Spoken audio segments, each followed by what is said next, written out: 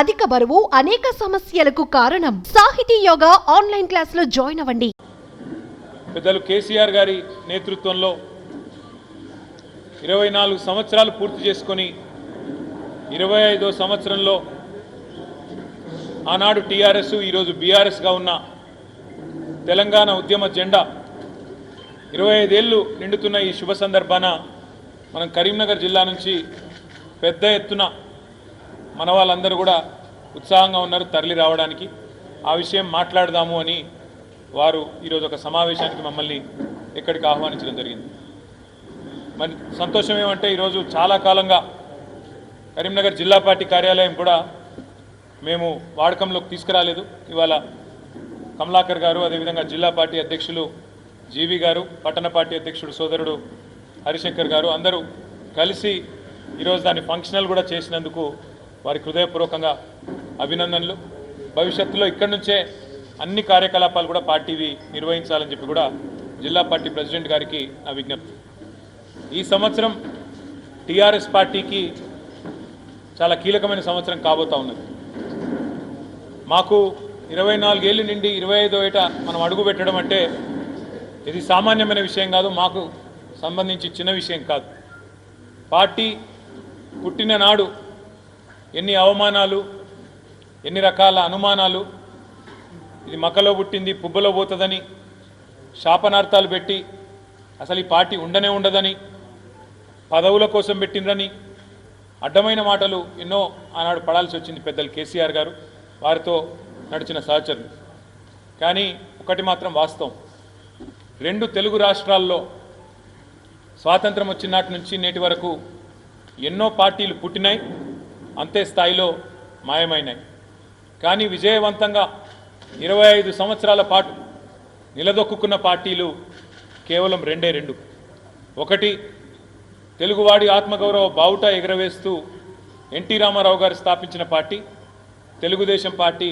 ఇవాళ ఆ పార్టీ ఆంధ్రాకి పరిమితమైంది, కొత్తగా ఏర్పడ్డ ఆంధ్రప్రదేశ్కి పరిమితమైంది. కానీ రెండవ పార్టీ స్వాతంత్రానంతరం మన తెలుగు రాష్ట్రాల్లో పుట్టి తెలంగాణ అస్తిత్వాన్ని, తెలంగాణ భాషను, తెలంగాణ యాసను, సంస్కృతిని, తెలంగాణ ప్రజల చిరకాల వాంఛను నెరవేర్చి స్వరాష్ట్రాన్ని సాధించి ఆకాశమంత స్థాయికి మన ఆత్మగౌరవాన్ని ఎత్తి చాటిన జెండా, గులాబీ జెండా, దాన్ని చాటిన నాయకుడు కేసీఆర్ గారు.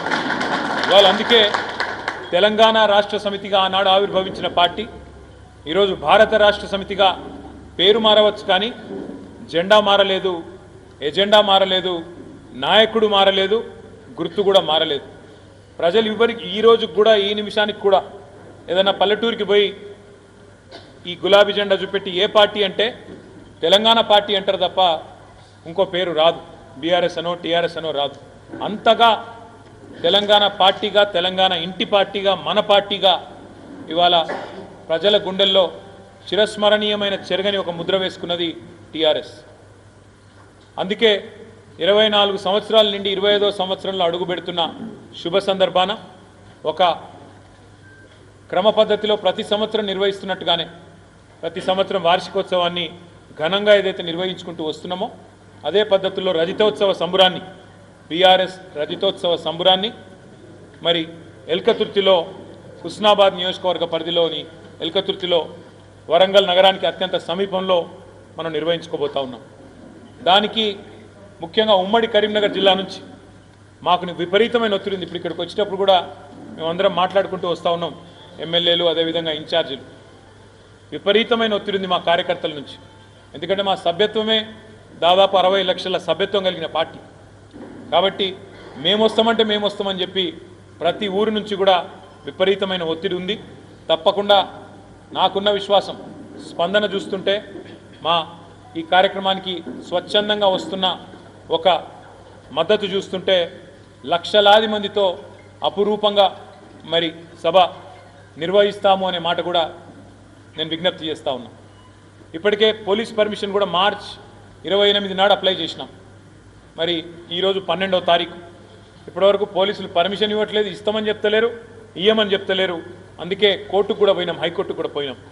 పోతే హైకోర్టు కూడా 21వ తారీఖు వరకు గడువు పెట్టింది. 17 లోపల సమాధానం చెప్పాలని చెప్పి ప్రభుత్వానికి మరి కోర్టు కూడా డైరెక్షన్ ఇచ్చింది.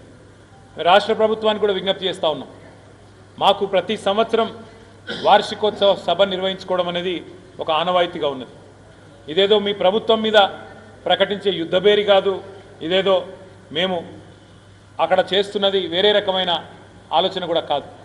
25 సంవత్సరాలు ఒక పార్టీ ప్రస్థానాన్ని కొనసాగించడం అంటే ఈ రోజుల్లో ఒక అపురూపమైన సందర్భం. కాబట్టే లక్షలాది మందితో శాంతియుతంగా ప్రజాస్వామ్య పద్ధతుల్లో ఎట్లా అయితే ఆనాడు ఉద్యమాన్ని నడిపినామో అదే పద్ధతుల్లో ఈ సభను కూడా నిర్వహించుకోబోతా ఉన్నాం. 1250 ఎకరాల ప్రాంగణం మొత్తంగా, అంటే ట్రాఫిక్ కూడా అంతరాయం లేకుండా, పార్కింగ్ కూడా ఇబ్బంది లేకుండా, వచ్చేటోళ్లకు దూరం నుంచి నడిచే అవస్థ లేకుండా, ఆ సభ పక్కకే బహిరంగ సభ ప్రాంగణం పక్కకే మొత్తం పార్కింగ్ కూడా 3 భాగాలుగా దాదాపు 1000 ఎకరాల్లో పార్కింగ్ కూడా ఏర్పాటు చేస్తూ ఉన్నాం. ఆర్టీసీకి ఇప్పటికే మరి దాదాపు 10 కోట్ల రూపాయలు చెల్లించినాం. ఒక 3000 బస్సులు కావాలని అడిగినాం. వారు కూడా సూత్రప్రాయంగా ఇస్తామని చెప్పినారు.